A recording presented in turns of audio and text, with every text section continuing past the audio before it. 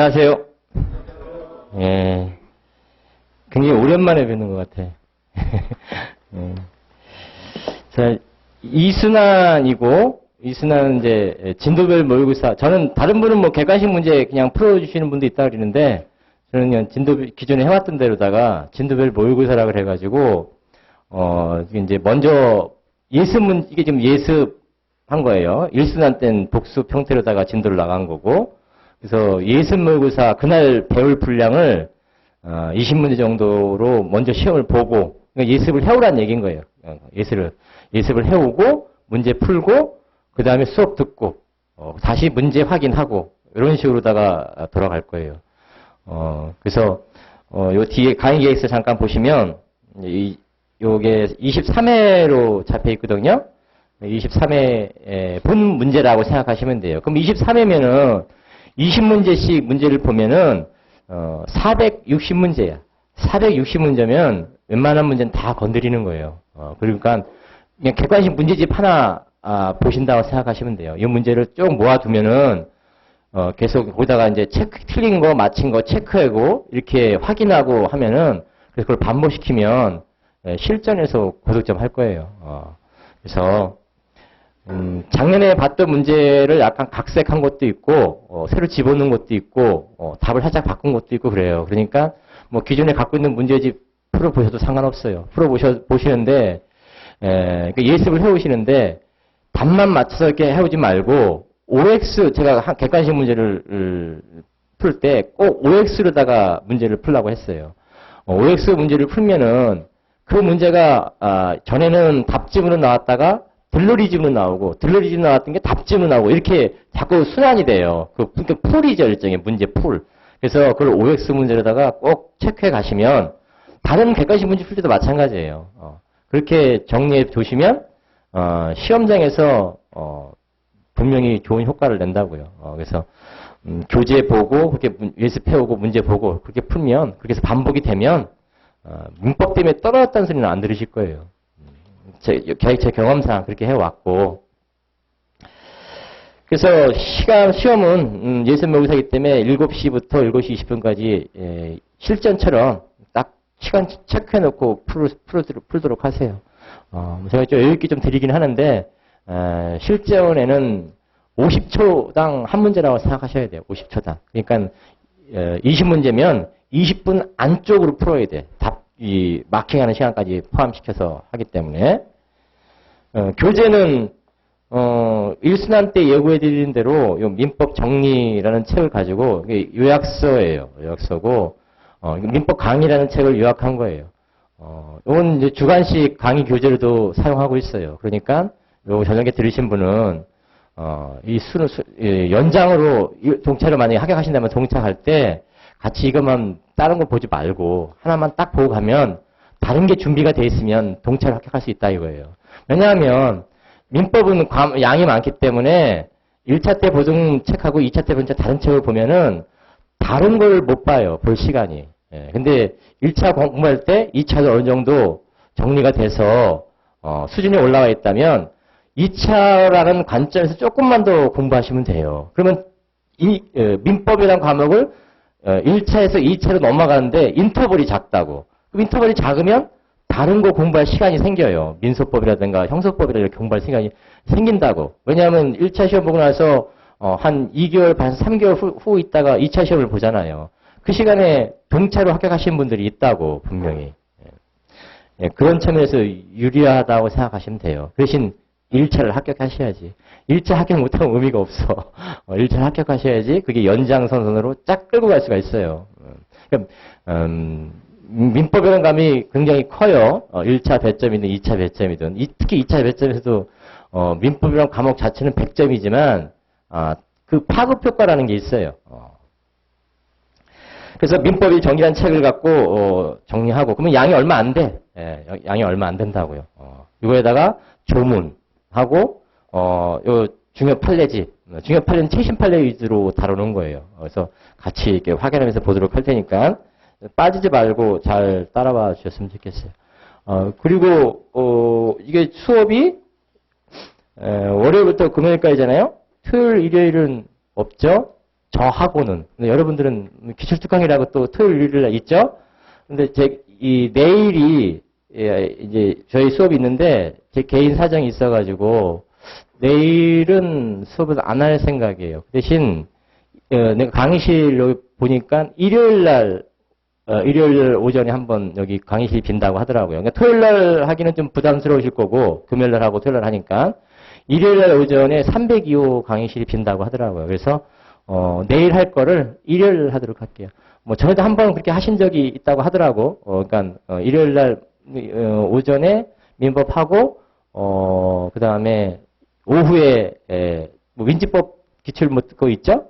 그렇게 하도록 할게요. 그래서, 이건 좀 제 개인적인 사정이기 때문에 죄송스럽게 생각하고, 그 대신, 그러니까 내일 할 거를 일요일로 옮긴다 이거예요, 강의를. 그래서 그런 식으로 짜맞추도록 할게요. 그러니까 내일은 오지 마세요. 내일 오지 마시고, 일요일 날, 오전에, 오도록 하세요. 시험은 좀 일찍 와서 보세요. 좀 한 45분 정도쯤에, 8시 45분쯤에 오셔갖고, 한 20분 정도 보는 것 같아요. 수업을 좀, 오후에 2시에 민지법 강의 있죠? 2시 맞죠? 그러니까 그거 좀 마치려면 1시 이전에 끝내드려야 되니까, 그래서 그거 좀 마치도록 할게요. 자, 문제는 진도 나가고 나서, 중요 지문 위주로다가 이렇게 체크해 나가도록 할게요. 한 두세 문제 정도, 두세 문제 정도로다 체크해 나가도록 할게요. 그리고, 요 추가 판례라고 오늘 보충 자료 하나 나갔죠? 그러니까 1순환 때 나간 자료보다 좀 업그레이드 된 자료예요. 여기 보면은 이제 객관식 같은 경우, 이게 이제 별 하나, 둘, 셋, 이런 식으로 이제 체크를 하는데, 하나 같은 경우는, 그러니까, 요건 객관식은 다 보셔야 돼. 객관식은. 이게 최신 판례 비중이 우리 시험이 좀 법무사 시험이 다른 시험보다 좀 높은 편이에요, 비율이. 그래서, 뭐, 이제 수업할 때 제가 이제 같이 체크해 드릴 테니까 별 2개 정도는 2차 시험도 예상해 볼 수 있는 문제다라는 취지로다가 이렇게 구별해 놓은 거예요. 그래서 1차, 2차 이렇게 굳이 구별한다면, 별 2개짜리는 1차에도 가능하고 2차에도 가능하다라는 취지예요. 그래서 이게 한 40 몇 페이지 되죠? 제가 이제 필요한 부분 이제 체크를 해 드릴 거예요. 그래서, 꼭 가지고 다니시고, 자, 진도부터 일단 나가보도록 할게요. 앞에 민법 총칙, 우리 민법에 있어서는, 없는 자리는 이제 쉬는 시간에 총무님한테 얘기하시면 될 거예요. 자, 민법 법원이라고 해서 민법 총칙부터 보면, 오늘 문제도 한 문제 실어놔 드렸지만 1번 문제에서 관습법과 관련된 얘기를 간단하게 정리하실 필요가 있어요. 그러니까 관습법이 뭐 해마다 나오지는 않고요. 한 뭐 2, 3년 걸쳐서 한 문제 이런 식으로 나와요. 해마다 나오지는 않아요. 자, 그래서 관습법 우리 교재에 있는 정도로 정리하시면 오늘 문제도 풀 수 있는 거죠. 어렵지 않고. 관습 성립 요건 보시면 밑줄을 쭉쭉 걸었죠. 관행, 법적 확신. 관행이 있고 법적 확신. 그래서 사회에 거듭된 관행. 그 사회생활 규범이 사회 법적 확신. 이 키워드죠. 법적 규범으로 승인 강행되기에 이를 것. 법적 확신. 자, 3번 보면, 자, 요 2것만 있어서는 안 되고 또, 이제, 과거에는 2개만 갖고 1번, 2번, 요 2개만 갖고 논했는데, 종중 관련해서 성년 남자만으로 구성된 종중이, 그 종중으로서 요걸 못 갖췄다라는 판례가 대법원 판례가 있죠? 전원제 판결. 그 판례에서 이제 요걸 헌법을 최상위 규범으로 하는 전체 법 질서에 반하지 않아야 된다. 반한다면 관습법으로서 요건을 못 갖춘다라는 거죠. 그래서 종중과 관련해서 성년 남자만으로 구성된 종중. 이게 헌법을 최상위 규범으로 하는 남녀 평등 거기에 반한다라는 거예요. 그래서 그와 같은 종중은 종중으로서 요걸 못 갖춘다. 근데 요거는 또 구별해야 될 게 종중유사단체 있어요. 종중유사단체. 종중유사단체는 종중이 아니에요. 그렇기 때문에 성년 남자만으로 구성, 여자를 빼고 성년 남자만으로 구성된 종중도 가능한가? 종중유사단체로서 가능하다라는 거예요. 그런 식의 문제를 내고 있죠. 자, 성립 시기. 관습법은 법원의 판결, 거기도 밑줄 안 걸렸지만 동그라미 쳐보세요. 법원의 판결에 의해 비로소 그 존재가 확인되지만 성립 시기는, 즉 관습법으로 성립 시기죠. 그 관행이 법적 확신을 얻은 때로 소급한다. 그래서 관행, 법적 확신, 그러면 관습법으로 성립하는데 보통 법원의 판결을 통해서 확인이 될 거 아니에요. 그래서 법원의 판결에 의해서 그 존재가 확인되지만 그때 비로소 관습법이 성립하는 게 아니다라는 거예요. 그런 것도 좀 주의할 점이에요. 법원의 판결을 통해서 관습법 성립 시기가 그때 되는 게 아니라 관행이 법적 확신이 얻어서, 그러니까 관행, 법적 확신, 그것을 어떻게 판결로서 확인되면 법적 확신되는 시기로 소급해서 관습법이 성립, 이렇게 생각하시면 되겠어요. 법원의 판결, 그때가 법적 확신 얻는 때가 아니라는 게 제 말은. 그런 것도 물어보기도 해요, 가끔. 효력, 법원으로서 효력인데 성문법을 개폐할 수 있는지, 관습법이 성문법을 개폐할 수 있는지, 즉 보충적 효력이냐 변경적 효력이냐, 이것도 다툼의 소지가 있는데 일반적으로 판례는 보충적 효력으로 봐요. 물론 조문상으로 이게 보충적 효력이냐 변경 효력의 논의가 있을 수가 있어요. 그렇지만 일반적으로 우리 판례는 보충적 효력이다, 이렇게 생각하시면 된다는 거예요. 좀 약간 옛날 판례지만 그렇게 보고 있죠. 그러면서 마지막으로 로마자 4번에 보면 관습법하고 사실인 관습의 구별이에요. 관습법하고 사실인 관습의 구별. 그래서 관습법하고 사실인 관습인데 동그라미 1번에 보면 관습법이란 사회에 거듭된 관행, 맨 밑에 부분이에요. 사회에 거듭된 관행, 생생한 사회 생활 규범이 사회의 법적 확신, 관행, 법적 확신, 법원의 판결, 소급표, 이렇게 구조가 짜여지지. 인식의 법적 규범으로 승인 강행되기 이른 것을 말하고, 사실인 관습은 사회의 관행에 의하여 발생한 사회생활 규범인 점에서 관습법과 같으나 사회의 법적 확신이나 인식의 법적 규범으로 승인된 정도에 이르지 않은 것을 말한다. 4페이지로 넘어가 보시면 관습법은 바로 법원으로서 법령과 같은 효력을 갖는 관습법으로, 그렇지만 법령과 같다고 말하지만 변경적 효력까지는 아니고 보충적 효력이라고 통상 말해요, 판례는. 그래서 법령에 반해서는 안 돼요. 법령에 저촉되지 않는 한, 이게 보충적 효력이라는 점에 어떤 그 뉘앙스를 풍기고 있는 거예요. 있는 것이며, 이에 반해 사실인 관습은 법령으로서의 효력이 없는,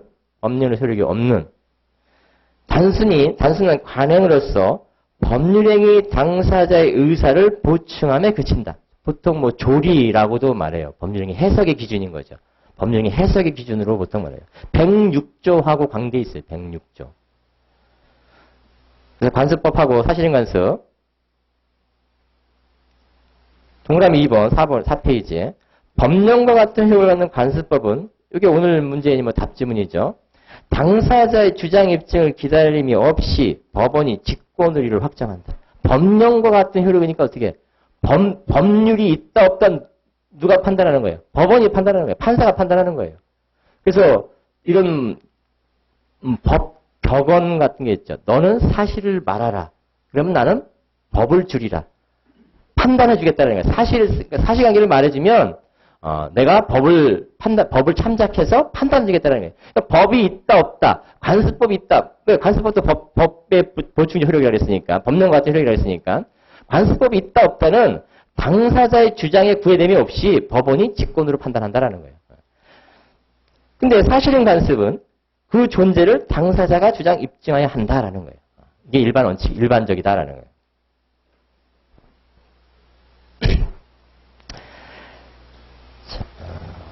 5페이지를 가보시면 법률관계와 권리의무. 그래서 법률관계, 권리의무 관계죠. 자, 호의관계에 대해서 뭐 간단하게 써놨어요. 시험에 나올 가능성은 좀 낮기는 해요. 근데 판례가 있기 때문에 판례가 있는 부분만 간단하게 보고 가는 거죠. 호의동성 같은 경우는 카풀 같은 걸 좀 생각해 보시면 돼요. 자, 카풀 같은 경우에는 그 사고, 교통사고가 나지 않는 한 법적 문제는 생기지는 않아요. 그러니까 교통사고 문제가 생겨야지만 그 권리의무 관계로서 어떤 법적 문제가 생긴다는 거예요. 법률 관계로서 생긴다는 거예요. 그러니까 호의동승이 카풀 같은 경우잖아요. 그럴 때 교통사고가 나지 않으면 단순한 그냥 호의 동승이야. 법률 관계로 승격화되지 않는다라는 거예요.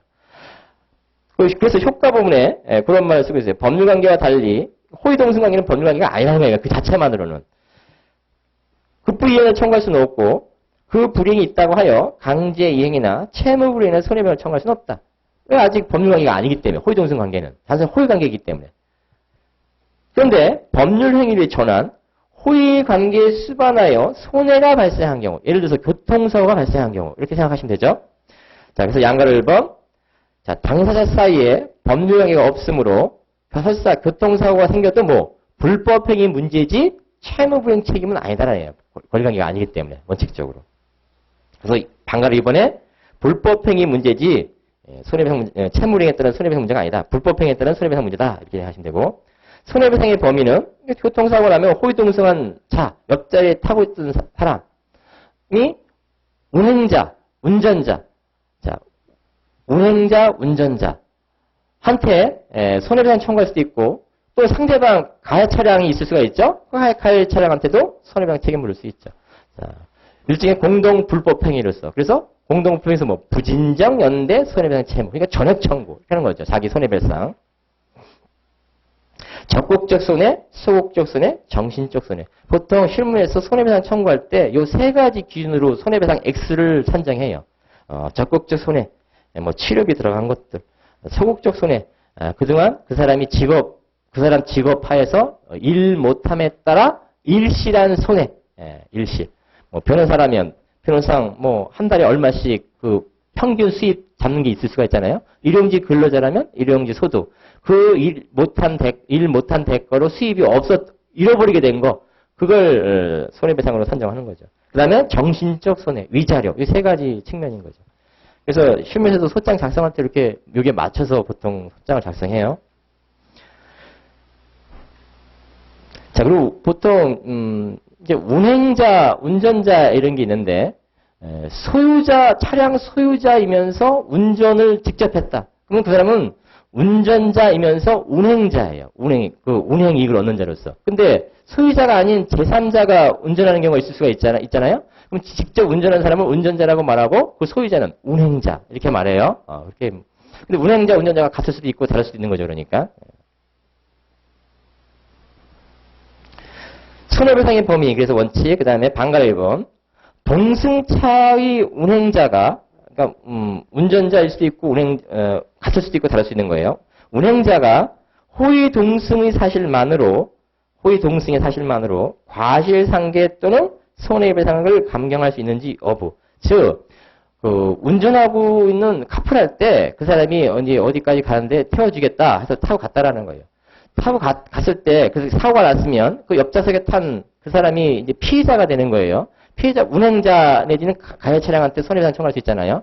그럴 때 그 운행자한테 안전 촉구 의무가 원칙적으로 그 피해자한테 있냐라는 거예요. 그래서 원칙적으로 호의동승한 사실만으로 그런 안전 촉구, 그러니까 조심해서 운전해라고 상대방 운행자한테 말할 의무가 있냐라는 거예요. 없다라는 거예요. 없기 때문에 어떻게 원칙적으로 그 옆자리에 탄 피해자가 과실이 있다 하더라도 그런 과실상계 손해배상 액수 감경 원칙적으로 안 된다라요. 원칙적으로 안전 촉구무가 없기 때문에 그런 의미예요. 그래서 동승자는 운전자, 운행자에게 안전 운전을 촉구할 주의무가 있다고 할 수 없다. 그래서 그게 물어볼 수 있어. 있다. 그럼 틀린 거라고. 안전 촉구무가 있다. 이런 식으로 나오면 틀린 거라고. 없기 때문에 뭐 과실상계 이런 감액사유 피해자한테 과실이 있다. 그런 안전 촉구를 말해줄 의무가 있음으로 인한 과실상계, 그걸 안 함으로 인한 과실상계, 그거 아니다라는 거 아니다. 그걸 물어볼 수 있다고 판례를 미리 머릿속으로 이렇게 정리 안 해두면 헷갈릴 수가 있어. 다시 옆자리에 탄 그 동승자가 동승차의 그 동승한 운전자한테 운전 조심해라고 주의를 줄 의무가 있냐라는 거예요. 없다라요. 없으니까 그 의무를 안 했다고 해서 손해배상 액수를 감경시키는 거냐, 과실상계 사유냐? 아니다라는 거예요. 그게 원칙이다. 그게 판례니까 그걸 하나 기억해 주세요.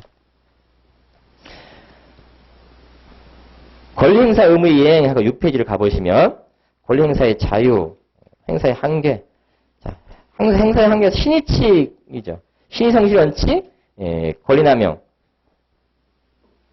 그래서 조문도 가지고 다니세요.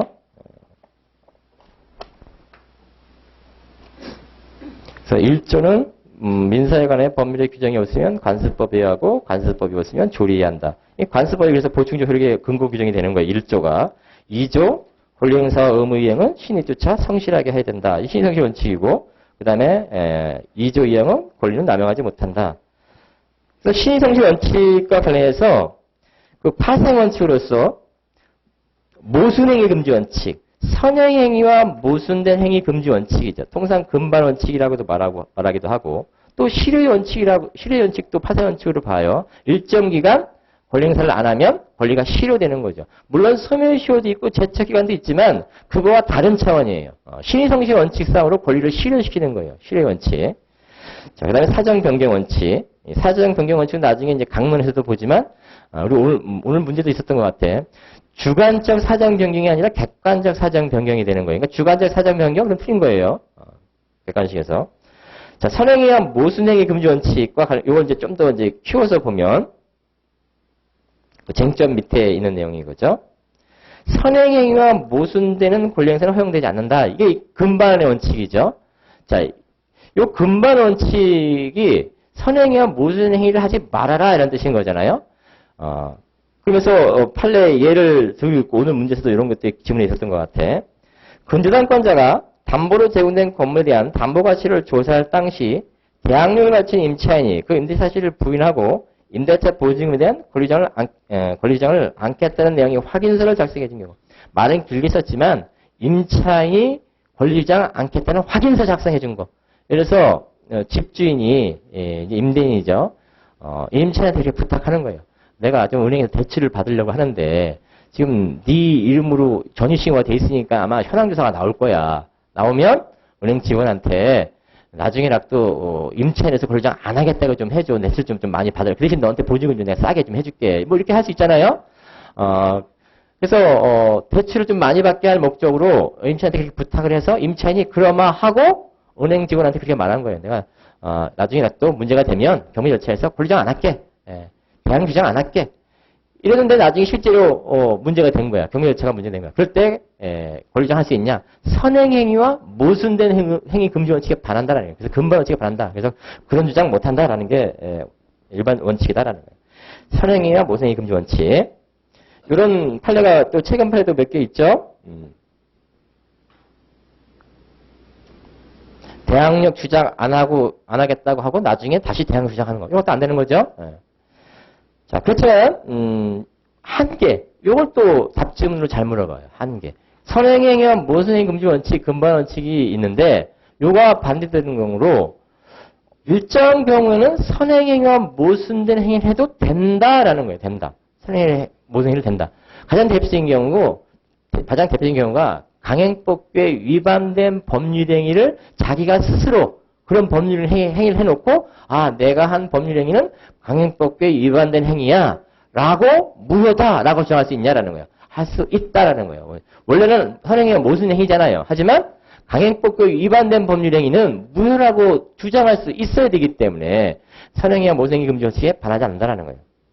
그래서 볼주체 애초에 강행법규에 위반되어 무효인 계약을 그러한 사정을 알면서도 체결한 자가 나중에 그 계약이 강행법규에 위반되어 무효임을 주장해도 되는가? 된다라는 거예요. 그 근반 원칙에 반하는 건가? 아니다라는 거예요. 반하지 않는다. 선행행위와 모순행위 금지에 반하지 않는다라는 거죠. 그리고 이제 나중에 가족법에 보면 이런 판례가 있어요. 그 미성년자가 이제 상속재산 협의분할을 하려면, 부모님들하고 상속재산 협의분할을 하려면, 상속권자들하고 협의분할을 하려면, 특별대리인 선임해야 돼요. 미성년자마다. 특별대리인 선임해야 되는데, 특별대리인 선임하지 않고, 상속재산 협의분할을 했어요. 그럼 그 특별대리인 선임을 하는 민법 921조인가? 그 규정은 강행 규정이에요. 강행법규야. 그 법규에 위반된 행위는 무효예요. 자, 그렇지만, 그런 상속재산 협의분에 자기가 참가해놓고 그거 무효다라고 주장할 수 있는가? 있다라는 거예요. 그게 요 대표적인 예야. 또 하나 미성년자가 어떤 법률을 하려면 법정 대리 동의를 받아야 돼요. 그것도 강행 규정이야. 강행법규야. 민법 규정이 있잖아. 동의를 안 받으면 미성년자가 취소할 수 있죠? 미성년자 또는 그 법정 대리 취소할 수 있죠? 이것도 강행법규에 위반돼서 법정 대리 동의 받지 않고 자기가 미성년자가 법률을 체결해 놓고 미성년자가 내가 법률행위는 미성년자가 한 법률행위에 해당해서 법정 동의를 안 받아서 취소하겠다라고 주장할 수 있는가? 그것도 된다라는 거예요. 그것도 여기에 해당한다라는 거예요. 강행법규에 위반돼서 스스로 법률을 체결해 놓고 미성년자가 그 법률을 취소시킬 수가 있는가? 취소시킬 수 있다라는 거예요. 그게 또 여기에 해당하는 거다라는 거예요. 그것도 시험에 잘 물어본다라는 거예요. 그럼 나중에 또 뒤에 가서 이제 더 추가적으로 보도록 할게요. 미성년자인 상태에도 취소할 수 있는지, 또 미성년자인 상태에서 그 법률 행위를 추진할 수 있는지, 이런 것도 시험에 잘 물어보지. 자, 7페이지 가보시면 권리남용 금지 원칙. 여기 나와 있는 정도만 봐주셔도 뭐 충분하리라고 보여져요. 권리남용은 어떤 법률행위와 관련해서 그 본인한테 효과가 발생했을 때 그 본인이 그 법률의 효과를 배척시키기 위한 최후적 항변이에요. 그게 권리남용이에요. 자, 그래서 객관적 요건, 주관적 요건이 있어야 된다고 보통 말해요. 객관적 요건, 주관적 요건. 그래서 객관적 요건으로서 동그라미 1번 지상물 철거로 토지 소유자가 얻는 이익보다 지상물 소유자가 입는 손해가 현저히 클 것. 그럼 권리남용으로서 철거 청구권이 인정 안 된다라는 거죠. 최후적 항변인 거예요. 그 건물 철거당하는 자가 토지사의 권리행사가 권리남용이다 이렇게 정하는 거 최후적 항변. 나머지는 뭐 참고적으로 보시고 주관적 요건. 동그라미 1번 주관적 요건이 이제 권리남용에서 필요하냐 필요하지 않냐 이런 논의인 거예요. 뭐 판례는 일관되어 있지 않으나 대체로 동그라미 1번 권리행사의 목적이 오직 상대방에게 고통을 주고 손해를 입히려는 데 있을 뿐 권리를 행사하는 자에게 아무런 이익이 없는 경우이어야 한다고 하면서도 즉 그 말은 주관적 요건이 있어야 된다 라는 의미인 거죠. 그 뉘앙스가. 동그라미 2번 주관적 요건은 권리자의 정당한 이익을 결여한 권리행사로 보이는 객관적 사정에 추인될 수 있다. 요걸 말을 바꿔. 추인될 수 없다. 이렇게 말을 바꾼다고. 추인될 수 있다예요. 객관적 사정에 의해서 주관적 요건이 추인될 수 있다. 그러니까 주관적 요건이 필요하다는 소리야? 필요하지 않다는 소리야? 필요하다는 소리인 거예요. 원칙. 권리남용 되기 위해서는. 그러면서 그 다음 동그라미 3번을 또 시험에 물어봐. 상계권 남용의 경우에는 일반적인 권리남용의 경우에 요구되는 주관 요건을 필요하는 것이 아니다. 상계권 남용. 그러니까 상계권 남용에도 필요하다. 이렇게 물어보기도 한다는 거예요. 답지문 내지 들러리 지문으로. 필요하지 않아요. 그러니까 예외인 거지. 상계권 남용. 주관 요건 필요하지 않다. 일반적으로 권리남용은 객관적 요건, 주관 요건 통상 필요한 게 일반적이다. 그리고 객관적 요건에서 주관 요건이 추인되기도 한다. 맞는 질문. 다만 상계권 남용과 관련해서는 상계권 권리행사 남용이죠. 별도로 주관 요건은 필요하지 않다. 이런 거죠. 객관적 요건으로 충분히 상계권 남용이 될 수 있다. 이런 소리죠. 자, 8페이지 가보시면 권리 주체로서 권리 주체와 권리 능력, 자연인, 뭐 법인 이렇게 쭉 봐나가려고 하는 거죠. 권리 주체, 권리 행사의 주체인 거죠. 자연인, 법인. 자, 그중에서 자연인의 권리 능력, 그 중에서도 태아의 권리 능력. 즉 어머니 뱃속에 있는 태아한테도 권리 능력이 인정되겠냐래요. 입법주의는 일반적 보호주의가 있고 개별적 보호주의가 있어요. 즉 그 말은 일반적으로 태아한테 무조건 다 권리 능력을 인정해주는 법 제도가 있는 나라가 있는 경우가 있고 우리나라 같은 경우는 어떻게 개별적 보호주의예요. 즉 개별법으로 인정되는 것만 인정된다라는 거예요. 개별법으로 일반적으로 인정되는 게 아니라 태아한테 무조건 인정되는 게 아니라 혹이 나와 있죠. 불법 행위로 인한 손해배상 청구권. 이건 태아인 상태에서도 권리 행사할 수 있다라는 거예요. 태아인 상태에서도. 다만 주의할 점은 그러면 태아인 상태 말이 좀 어폐가 있어. 태아한테 인정된다는 소리인데 그럼 아직 태어나지도 않은 태아한테 인정되는 소리인가? 그게 아니라 그 태아가 출생하면 문제된 시기로 소급한다는 이게 뭐야? 정지조건서. 우리 판례에서 정지조건서인 거예요. 그러니까 태아인 상태 권리 행사를 못해요.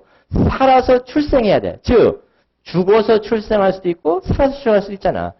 즉 살아서 출생해야지만 뱃속에 있는 태아인 시기로 소급해서 그 태아한테 태아인 시기로 소급해서 권리 능력이 인정된다 이 소리인 거예요. 권리행사 시점이 소급한다는 소리인 거예요. 그 대신 정지조건 소리고 살아서 출생해야 된다라는 의미를 담고 있다라는 거예요. 그래서 불법행위 있는 수리만 청구권, 상속 다 마찬가지야.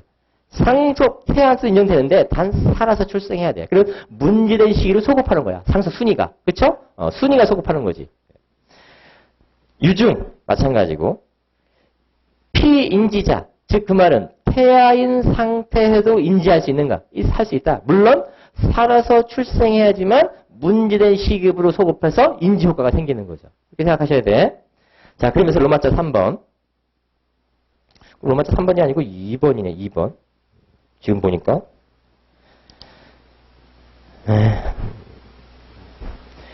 자, 태아의 권력력 취득 시기 이미 출생한 것을 본다. 불법에는 소리만 청구권도 가보면 그렇게 돼 있어요. 상속도 마찬가지로. 자, 그러면서 태아로 있는 동안은 권리 능력을 취득할 수 없으니 살아서 출생한 때 출생 시기가 문제 사건의 시기까지 소급하여 그때 태아가 출생한 것 같이 법률상 보아준다는 의미다라는 거예요. 정지조건설이다. 그래서 판례 입장은 정지조건설이에요. 해지조건설이 있고 정지조건설이 있는데 우리 판례는 정지조건설이다. 이렇게 생각하시면 되고 9페이지 가보시면 자연인의 권리 능력, 그 다음에 의사 능력, 그 다음에 행위 능력 이런 걸 보려고 하는 거죠. 의사 능력은 자, 그 밑줄 친 거 위주로 볼게요. 그걸 또 판례 입장으로서 가끔 들러리 지문으로 물어보기도 해요. 뭐 답지문으로는 잘 안 물어보는데 이런 판례가 있구나라고 한번 눈에 익혀봐 주시면 돼요. 그 행위 일상적 의미뿐만 아니라 법률적인 의미나 효과에 대해서 이해할 수 있을 것을 요한다. 의사 능력이 인정되기 위해서는 의사 능력의 유무는 구체적인 법률행위에 관련하여 개별적으로 판단해야 한다. 그래서 보통은 행위 능력은 획일적. 그러니까 행위 능력 보통 미성년자 어떻게 나이로 판단하잖아. 나이로 행위 능력, 그렇죠? 그러니까 획일적이지. 의사 능력은 개별적이고 구체적인 거예요. 각각 그 의사 능력이 있다 없다는 개별적으로 판단해야 되잖아. 이럴 때도 행위 일상적 의미뿐만 아니라 의사 능력이 있다 없다가 행위 일상적 의미뿐만 아니라 법률적 의미나 효과에 대해서 이해할 수 있는지 없는지 그런 걸 갖고도 의사 능력이 있다 없다 이렇게 판단한다 이 소리인 거예요. 의사 능력자가 한 법률행위는 절대적으로 그냥 무효다라 해요. 그러니까 의사 능력자가 한 법률행위는 그냥 무효예요. 그러니까 의사 능력이 있다 없다는 그 위에 나와 있는 판례대로 판단하는 거고 의사 능력이 없는데 그자가 법률행위 했다 그냥 무효다라는 거예요. 미성년자가 한 법률행위는 그냥 무효예요? 아니지. 취소해야지 무효가 되는 거죠. 자, 그래서 의사 무효자가 한 법률행위는 그냥 무효다라는 거예요. 내가 한 법률행위가 의사 무효자로서 법률행위다라고 주장하면 그것이 인정이 되면 무효다라는 거예요. 자, 선의 제3자에 주장할 수 있다. 또 하나 그 판례에서 금반의 원칙에 위배된다. 미성년자가 한 법률행위를 취소하는 것과 똑같은 법리예요. 의사 무능력자가 어떤 법률행위를 체결해 놓고 나가 한 법률행위는 의사 무능력으로서 무효다라고 주장할 수 있는가? 있다라는 거예요. 금반 원칙에 반하지 않는다라는 거예요. 자, 의사 무능력자가 한 법률행위 무효시키면 부당이득 반환. 그래서 법률행위를 무효시키거나 취소시키거나 하면 부당이득 반환 법리다라는 거예요. 법률행위를 해제하면 원상회복법리다라는 거예요. 원상회복 또 우리 판례는 부당이득의 성격을 갖는다고는 말해요. 하지만 앞에 한마디가 붙어. 특별규정적 성격이다. 왜 특별규정적 성격이냐? 무효 취소 부당이득 201조 1항이 적용돼요. 선의수익자의 과실취득권이 있으면 반환 안 해도 돼. 201조 1항. 물론 과실취득할 만한 정당한 권한 이렇게 하죠. 근데 해제에서 원상회복은